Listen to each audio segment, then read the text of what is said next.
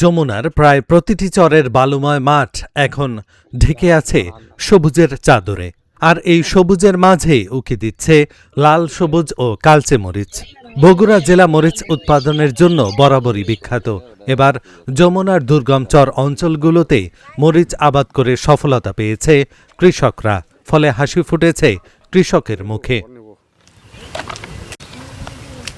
জেলার সোনাতলা, সরিয়াকান্দি ও ধুনুট চরাঞ্চলে স্থানীয় জাতের মরিচ আবাদ করে ভালো ফলন পেয়েছে কৃষকরা।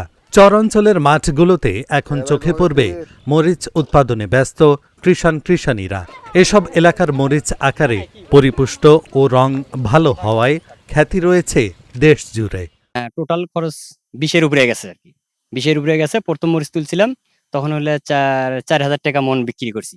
আর তারপরে মরিচ হলে 400 টাকা 500 টাকা মন বিক্রি করছি।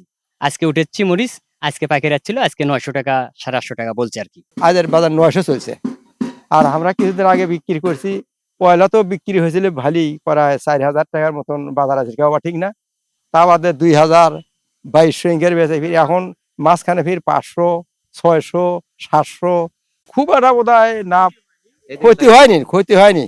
যমুনায় উৎপাদিত শত শত মন মরিচ প্রতিদিন পাইকারি ব্যবসায়ী ও ব্যাপারীদের হাত ধরে চলে যাচ্ছে দেশের বিভিন্ন জেলায়। বিঘা প্রতি 25 থেকে 30,000 টাকার খরচ করে কৃষক ব্যাপারীর কাছে মরিচ বিক্রি করছে 80 থেকে 1 লাখ টাকায়। আমরা এখান থেকে মাঠ পর্যায়ে কৃষক আমাদের এখানে নিয়ে আসতেছে, আমরা এই মরিচটি এখানে ক্রয় করতেছি।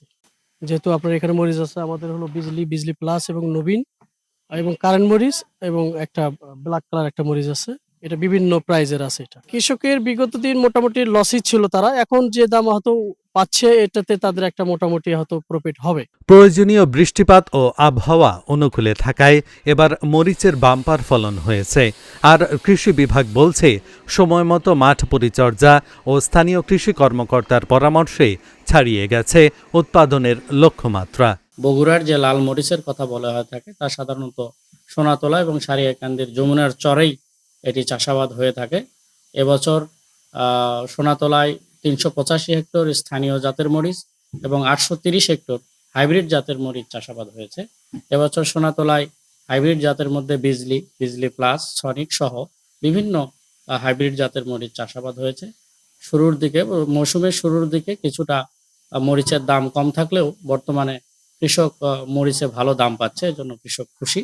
এবং মরিচের এবছর চাষাবাদের জন্য একটি সুন্দর আবহাওয়া বিরাজ করছিল, যে কারণে মরিচের এবার ফলন অনেক ভালো হয়েছে। বগুড়ার 3 উপজেলায় এবার লক্ষ্যমাত্রা ছাড়িয়ে উৎপাদন হয়েছে 6,500 হেক্টর জমিতে। আসন্ন রমজানকে সামনে রেখে আরও ভালো দাম পাবে, এমনটাই প্রত্যাশা যমুনা পাড়ের কৃষকের। Dhaka journal news desk.